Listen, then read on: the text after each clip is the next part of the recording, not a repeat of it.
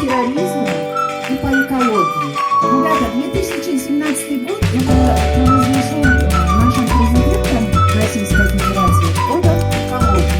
Вы слышали об этом? Экология для нас что значит? Это все.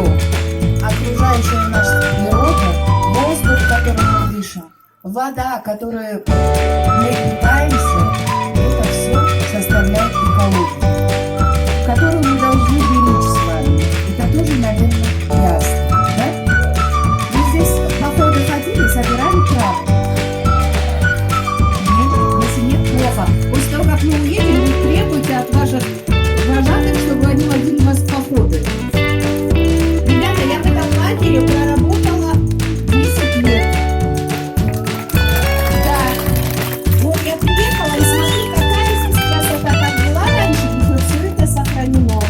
Только единственное, здесь был у нас водопад маленький такой. Фонтан, да. Это его не видно, не знаю. Не знаю почему, что случилось с этим. Так. Сейчас я вам немножко прочитаю, вы послушайте про экологию, ладно? Это вам будет полезно. Мудрецы прошлого не раз писали о 7 чудесах света.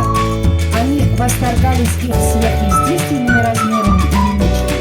Но сегодня мы обратим внимание на чудо исчезновения нашу прекрасную планету Земля. Наша планета продолжает оставаться величайшей тайной. Она хранит в себе самые таинственные загадки от зарождения жизни до грядущих судеб человечества. Жизнь на Земле уникальна, и природа на ней и одни мудрый воспитатель. Как бедна была бы жизнь без обилия животных и растений. Как они нужны и необходимы нам всем. Мы все дети природы. Все люди 21 века почти незаметно для себя оказались не просто свидетелями, но и виновниками этих печальных изменений. Ведь это мы, взрослые дети, потребляем электричество, на выработке которого существуют целые отрасли промышленности.